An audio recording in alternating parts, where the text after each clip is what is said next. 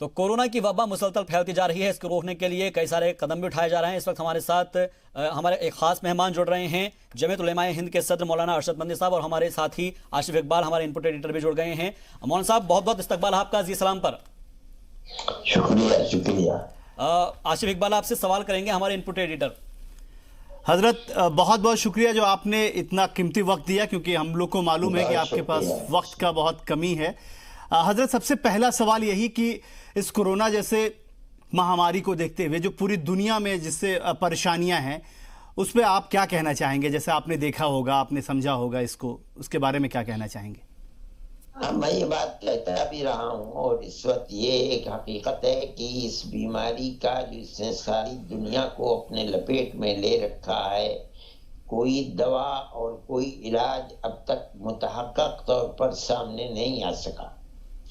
لیکن ساری دنیا کے ڈاکٹر مل کر یہ کہتے ہیں کہ یہ بیماری اگر اجتماعیت ہوتی ہے، 10 20 25 50 ہزار 2000 آدمی ایک جگہ بیٹھتے ہیں، تو اگر کسی ایک کو بھی یہ مرض ہے تو دوسروں کو لگتا ہے۔ اس لیے ساری دنیا یہ کہتی ہے کہ الگ الگ رہو، اپنے اپنے گھروں میں رہو، کسی جگہ اجتماعیت اور مجمع کو نہ ہونے دو۔ ہم نے اس سلسلے کے اندر ملک کے ہر طبقے سے یہ بات بار بار کہی ہے، مسلمانوں سے بھی کہی ہے، مذہبی طبقے سے بھی کہی ہے، غیر مذہبی طبقے سے بھی کہی ہے کہ اس مرض کا مقابلہ اگر کیا جا سکتا ہے تو تنہا رہ کر کے مقابلہ کیا جا سکتا ہے، لیکن دوا اس کی کوئی سامنے نہیں آئی ہے۔ اس لیے چاہے وہ شادی بیاہ کی اجتماعات ہوں، چاہے وہ مذہبی اجتماعات ہوں، چاہے وہ مسجد کے اجتماعات ہوں، مندر کے ہوں، یا اسی طریقے پر چرچ کے ہوں، گرودوارے کے ہوں، ان تمام کو اس وقت تک جب تک کامیابی نہ ہو جائے لڑ کر کے اس بیماری سے موقوف کر دیا جائے، اور اپنی اپنی جگہوں کے اوپر لوگ اللہ کی اپاسنا کر سکتے ہیں۔ خدا کی اپاسنا اور عبادت کے لیے کسی خاص استھل کا وقت ضروری نہیں ہے۔ ہم نے یہ پیغام دیا ہے، اور الحمدللہ میں جانتا ہوں کہ مسلمانوں نے بڑی حد تک اس پیغام کو قبول بھی کیا ہے۔ 5 نمازیں بھی، اور اسی طرح خاص طور پر جمعے کی نماز بھی لوگ الگ الگ اپنے گھروں میں پڑھ رہے ہیں۔ بالکل حضرت، آپ تو پوری دنیا بھی گھومتے رہتے ہیں، اور آپ لگ بھگ جو عمر ہے وہ بھی ہم سمجھ سکتے ہیں، آپ نے تو بہت ساری چیزیں دیکھی ہیں۔ کیا اس سے پہلے کبھی اس طرح کا ماحول آپ نے کبھی دیکھا، سنا، کبھی جانا؟ کیونکہ ہم لوگوں نے تو نہیں دیکھا، ہم لوگ سے زیادہ عمر دراز ہیں آپ، تو کیا آپ نے کبھی ایسا دیکھا تھا؟ ہمارے ملک کے اندر اس طرح کی چیزیں آج سے 60 65 70 سال پہلے آیا کرتی تھیں۔ طاعون بھی آتا تھا، کالرا بھی پھیلتا تھا، اور چیچک بھی آتی تھی، اور بڑی موتیں ہوا کرتی تھی، مگر وہ ایک ملک کی حد تک ہوتی تھی، چونکہ دنیا ایک جگہ سے دوسری جگہ جس طرح آج پہنچتی ہے اس طرح اس زمانے میں نہیں پہنچتی تھی، اس لیے اس کے وائرس اسی جگہ محدود رہتے تھے اور ختم ہو جاتے تھے۔ آج کی صورت یہ ہے کہ ساری دنیا ایک گھر بنا ہوا ہے، ایک ایک ملک کے اندر صبح سے شام تک ہزار جہاز دنیا کے سارے ملکوں سے آتے ہیں، اور اس جگہ سے سارے ملکوں میں جاتے ہیں۔ یہ جو ایک جگہ سے دوسری جگہ آدمیوں کا آنا ہے، جس سے وائرس پھیلے اور ساری دنیا کو اس نے لپیٹ میں لے لیا ہے، یہ صورتحال ہمارے دیکھتے دیکھتے 80 سال کے اندر پہلی مرتبہ ہے۔ ہم نے اس طرح کی صورت پہلے نہیں دیکھی۔ بالکل، آپ نے کہا، جس شروعات میں بات چیت میں ہوئی، آپ نے کہا کہ دیکھیے اس کے احتیاط کے طور پہ سب سے جو بڑا احتیاط ہے اور سب سے بڑی جو چیز ماننے کی ہے، وہ آپ کو ایک جگہ اکٹھا نہیں ہونا چاہیے، آپ کو دور رہنا چاہیے، اور تمام جو پریکاشن ہے، جو چیزیں ہدایت کے طور پہ برتی جانی چاہیے، اس کو برتنا چاہیے۔ نہیں چاہتے ہوئے بھی آپ موجود ہیں، اس لیے ایک سوال ضرور لازمی ہے کہ نظام الدین مرکز کا مسئلہ آپ کے سامنے ہے، اس پر کیا کہنا چاہیں گے؟ آپ کی رائے ہم جاننا چاہتے ہیں۔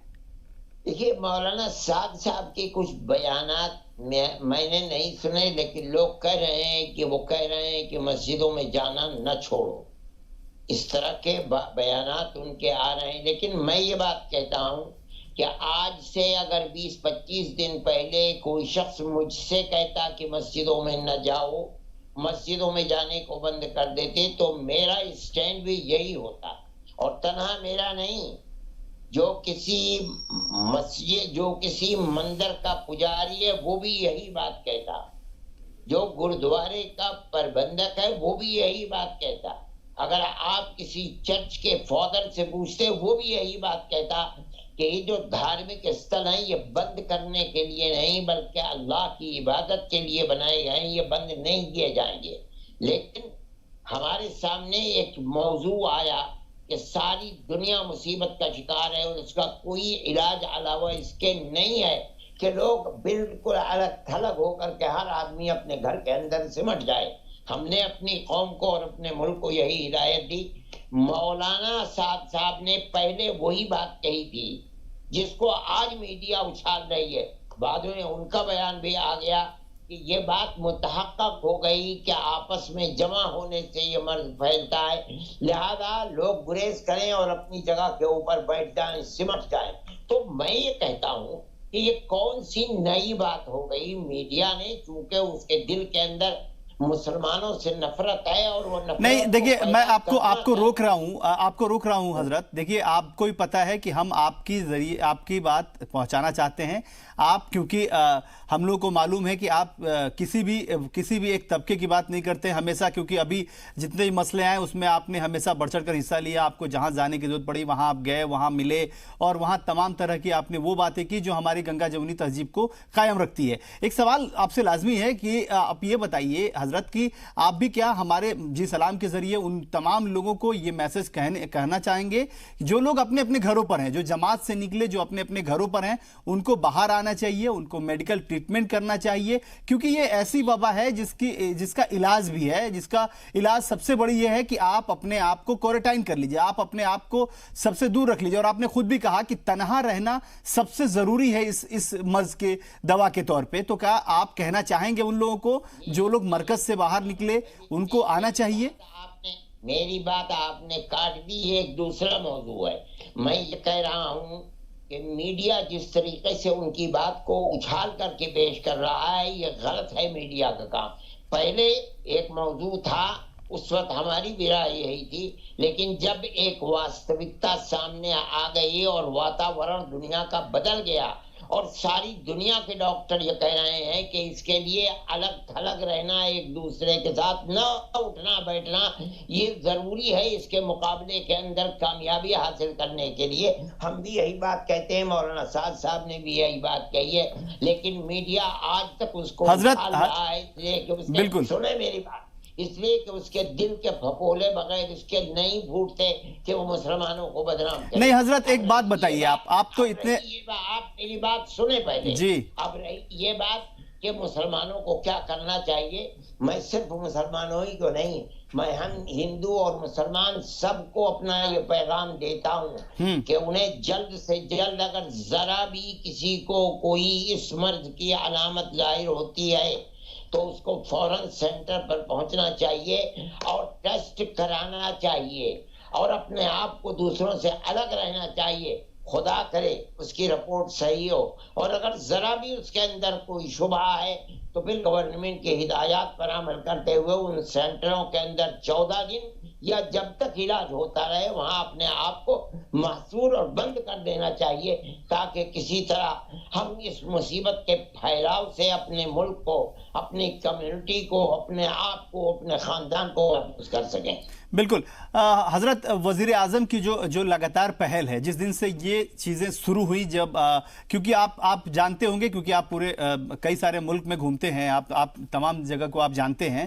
WHO جو ہے ورلڈ آرگنائزیشن ہے، ورلڈ ہیلتھ آرگنائزیشن، اس نے تعریف کی ہے ہندوستان کی اور ہندوستان کے وزیر اعظم کی کہ جس طریقے سے اس وبا پہ قابو پانے کے لیے بہت آنن فانن میں جو لاک ڈاؤن کیا گیا، جو تمام چیزیں کری گئیں، وہ بڑا بہتر اپائے مانا جاتا ہے۔ آپ کیسے دیکھتے ہیں وزیر اعظم کی اس پہل کو؟ میں سمجھتا ہوں کہ ہندوستان کی واستوکتا اور یہاں کی غربت اور یہاں کے مزدوروں کے حالات سے ناواقف ہیں۔ ہم یہ سمجھتے ہیں کہ اعلان کرنے کے اندر بہت اچھی بات ہے کہ انہوں نے پہل کی ہے، لیکن انہیں 5-7 دن کی مہلت دینی چاہیے تھی، انہوں نے مہلت نہیں دی۔ غریب طبقہ جو ہزاروں کی تعداد میں نہیں لاکھوں کی تعداد، ہو سکتا ہے کروڑوں کی تعداد کے اندر ہو، وہ جس طرح بے خانمہ برباد ہوا ہے اور جس طرح انہوں نے مصیبتیں جھیلی ہیں وہ ناقابل بیان ہے۔ اور اگر میں یہ کہوں کہ ایک حد تک دیہاتوں کے اندر خاص طور پر پوربی یوپی، بہار، بنگال، ان علاقوں کے اندر جس طرح لاک ڈاؤن اعلان کمزور تھا، اگر پہلے یہ اعلان کیا جاتا کہ ہم لاک ڈاؤن کرنے جا رہے ہیں 5 دن کے اندر، جس کو جہاں جانا ہے وہاں جائے، تو یہ بات بہت آسان ہو جاتی۔ لیکن آپ بہت گمبھیر اور غریب آدمی انتہائی پریشان ہے، اس کی پریشانی کا احساس نہ گھر میں بیٹھ کر میں کر سکتا ہوں نہ آپ کر سکتے ہیں، اس لیے کہ خدا نے ہمیں سکھ سویدھا عطا فرمائی ہے، ان کے لیے کھانے پینے اور اب بچوں پیٹ کو پالنے کے امکانات ختم ہو گئے ہیں۔ جی حضرت، ایک سوال میرا یہ ہے کہ جس طریقے سے تمام لوگوں کے اوپر الزامات بھی لگے ہیں، ان الزامات کو آپ کس نظرے سے دیکھتے ہیں؟ کیونکہ تبلیغی جماعت کے لوگوں کے اوپر کچھ الگ الگ طریقے کے الزامات لگائے گئے ہیں، ان الزامات کو آپ کیسے دیکھتے ہیں؟ میں سمجھتا ہوں کہ یہ کچھ حقیقت بھی ہو سکتی ہے، اس لیے کہ یہ لوگ دوسرے ملکوں سے آئے تھے، دوسرے ملکوں سے آنے والے ہندو اور مسلمان جو بھی ہیں، چاہے وہ تبلیغ کے واسطے سے آئے ہیں، چاہے وہ اپنے نجی ملازمتوں سے آئے ہیں، ان کے اندر یہ وائرس پائے جاتے ہیں۔ اس کو کیا کہا جائے، یہ بھی ہزاروں آدمی آئے ہوئے تھے اور یہ 12 مہینے آنے جانے کا سلسلہ رہتا ہے، وہ مرض بڑھ گیا، یہ کوئی جان بوجھ کر کرنے کی چیز نہیں ہے۔ ان بیچاروں نے تو یہ بات کہی تھی 23 تاریخ کو، اور اپنے ان لوگوں کو وہاں تک پہنچانے کے لیے اپنی بسوں کا خود انتظام کیا تھا، لیکن انتظامیہ نے اس طرح توجہ نہیں کی۔ میں یہ سمجھتا ہوں کہ یہ بہت بڑا قصور ہے۔ میں یہ آپ کے سامنے پیش کر رہا ہوں، جو لوگ گجرات کے آئے ہوئے تھے اور بنارس کے اندر پھنسے ہوئے تھے، وہ عبادت کرنے کے لیے مندروں میں آئے تھے، وہاں کے کلکٹر نے ان کو یہ لکھ کر کے دیا ہے 31 مارچ کے لیے، یہ 31 مارچ کے لیے جو میں آپ کے سامنے پیش کر رہا ہوں، یہ 23 مارچ کو ان لوگوں نے کہا تھا، لیکن گورنمنٹ نے ایڈمنسٹریشن نے اس کی طرف توجہ نہیں کی، وہ اپنا انتظام خود کر رہے تھے، انہوں نے اپنے گاڑیوں کے نمبر دیے، ان کے ڈرائیوروں کے نام دیے، لیکن ایک کان سے سنا دوسرے کان سے نکال دیا، جو بھی نہیں رہیں گی ان کے اوپر۔ اور یہ 31 تاریخ کے لیے یہ پرچہ دے رہے ہیں اور یہ ہدایت کر رہے ہیں کہ گجرات تک جہاں کہیں بھی ویل ہے، جس صوبے سے بھی گزرتے ہیں، وہ اس صوبہ ان کو جاننے کی اجازت دے، اور اگر کچھ تردد ہے تو ہمارے کاریالے سے بات چیت کرے، ہم اس کو صحیح صورتحال بتائیں گے۔ ایک طرف تو یہ رخ ہے، دوسری طرف یہ رخ ہے۔ میں یہ سمجھتا ہوں کہ ان حالات کے اندر فرقہ پرست ذہن کا یہ کام کرنا انتہائی قابل نندا ہے، اس کی جتنی بھی نندا کی جائے کم ہے۔ مولانا ارشد مندی صاحب، آپ اس کے لیے کس کو ذمہ دار ٹھہرائیں گے، مرکزی حکومت کو یا دلی سرکار کو؟ میں دلی سرکار کو بھی، اس لیے کہ پولیس جو ہے وہ دلی سرکار کے تابع نہیں ہے، یہ تو تابع ہے مرکز کی، اس لیے مرکز کا بھی اس کے اندر قصور ہے، اور خود آپ پارٹی کی بنیادی لوگوں کا بھی اس کے اندر قصور ہے، اس کے کہنے میں کوئی تکلف نہیں ہے۔ جی حضرت،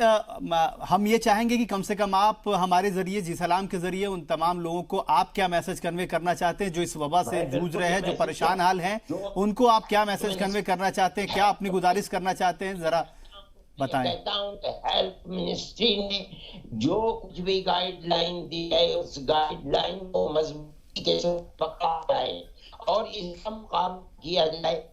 ہندو مسلم مسئلہ نہیں ہے، اگرچہ فرقہ پرست طاقتیں ملک کی بدنصیبی ہے کہ وہ ہندو مسلم بنانا چاہتی ہیں، لیکن یہ ہندو مسلم مسئلہ نہیں ہے۔ ہر آدمی چاہے وہ دنیا کے کسی بھی مذہب سے اپنے آپ کو متعلق کرتا ہے، اس کو ہیلتھ منسٹری کے ساتھ پوری مدد اور تعاون کرنا چاہیے، اور وہ جو ہدایات ہیں ان ہدایات کو قبول کرنا چاہیے۔ لیکن میں اس کے ساتھ ہی ساتھ یہ کہوں گا کہ مختلف جگہوں سے شکایتیں آ رہی ہیں کہ پولیس لوگوں کے اوپر زیادتی کر رہی ہے، سختی کر رہی ہے، اس طریقے کی بات بھی ناقابل قبول ہے۔ ان حالات کے اندر انتہائی लोगों के दुख और गम के अंदर आदमी को शरीक होना चाहिए। कोई भी हमारा अगला जाति- सवाल भी यही था हजरत कि आप इंदौर और आपने दिल्ली का वो हादसा भी देखा होगा, तो आप उन लोग की भी मजम्मत कर दें, और आपने खुद ही ये बात की मजम्मत की है और मैं कहा ये है बात- कि ऐसी मैं- चीजें जी मैं ये बात कहता हूं, मैं मजम्मत उनकी नहीं करूंगा, मैं मजम्मत उस तबके की करूंगा